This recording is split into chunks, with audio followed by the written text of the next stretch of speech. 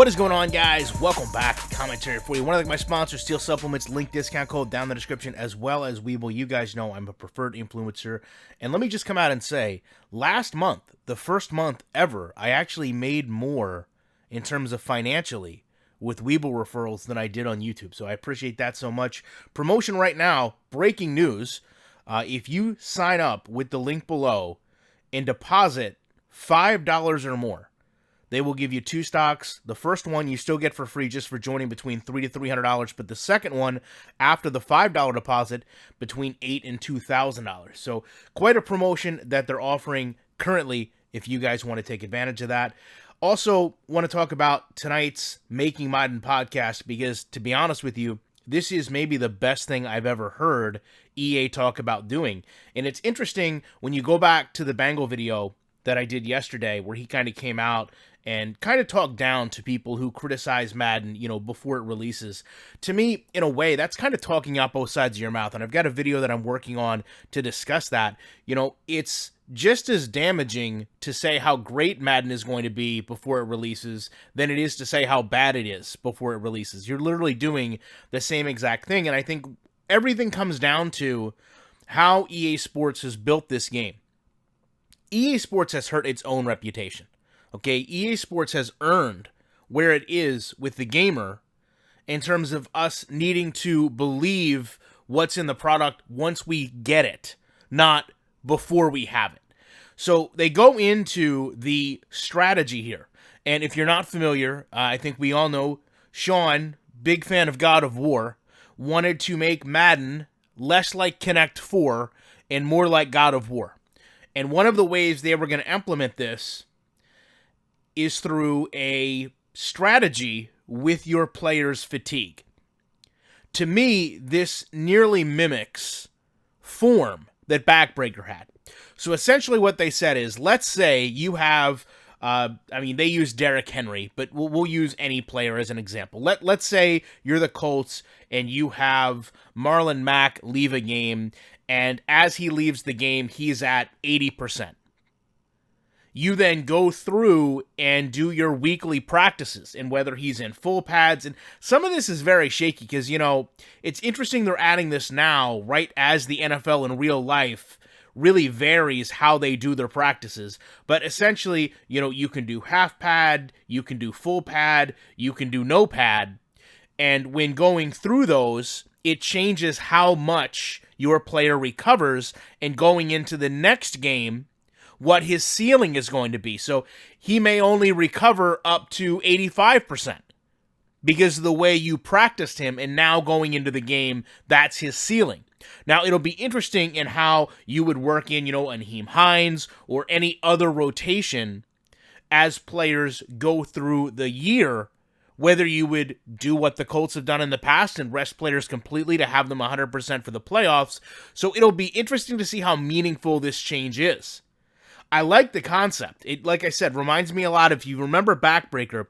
Backbreaker had what was referred to as form, which was a random, before the game, every player was basically assessed as they were going to play to their standard, above their standard, below their standard, and it really helped every game feel unique and different. So if they can really carry this out and add in a metric where the user has control, that would be fantastic. Now, to that point, we have to see the AI, and going back to what they said the other day, 80% of Madden games, think about this, 80% of Madden games are played offline.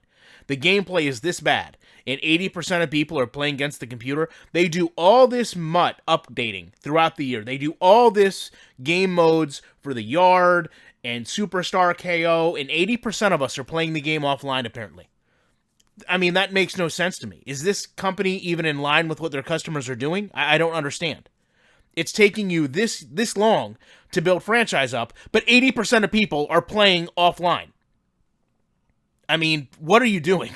So, with that said, how is the AI going to do this, right? How is the computer going to have these windows of a player is not 100% versus a player 70% versus now they have to go sign free agents because they don't have a proper rotation? It just doesn't really make a whole lot of sense to me. Because what we've seen in the past is the things that impact you as a user in this game don't necessarily impact the computer the same way. And this is absolutely what we're referring to, is right now you playing the computer, which, to be fair, you can go back, and most gamers will say that playing the computer is pointless, right? Because you have money plays, you have defensive tricks, you have workarounds. So it really is quite strange to see where they're going based on what we know as a community, and them basically telling us, no, that's not accurate. Only 20% of the games that we see are played online. But all things considered, again, this is great. This is what we've wanted. This is something that can be very, very beneficial, but it has to be done correctly. It has to be implemented fairly, and it has to work.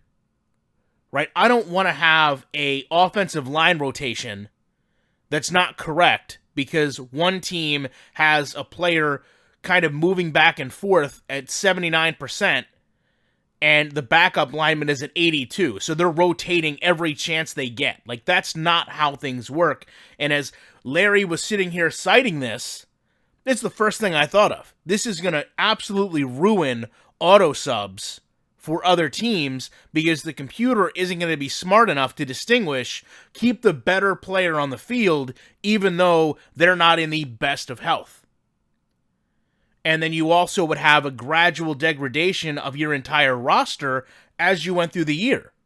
So that means that technically, 3/4 of the way through the season, I could go sign a handful of free agents, or before a playoff game, sign a handful of free agents, have players at 100% completely fresh, and now they're actually better than some of my starters that have went through a full 16, 17-week season.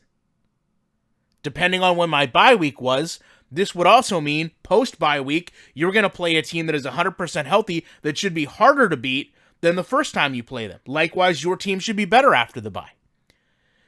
This all boils down to the ratings, though, and, the ratings, at least from what I've seen, don't seem to matter near as much as they like to pretend that they do, other than speed. So where is all this going to factor into that? But, again, when there's positives, we're going to talk about them. But right now, to me, EA is in a much bigger position of showing us, literally showing me, not through a podcast audibly telling me, showing you how the game is going to get better, why the game is going to get better, and how these things actually work than just narrating it to us. We're far beyond narration. We've been sold narratives, we've been sold words, we've been sold hype trailers and sizzle trailers. None of it has any weight with me. You show me the game actually improving, and then I'll start to take your word for it. Because from the beta, I don't think that this was as much of a true game changer as they sold it to be.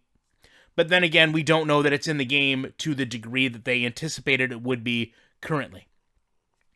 With that said, love to know what you guys think about this. Appreciate you checking it out. And I will be back in the week with more commentary.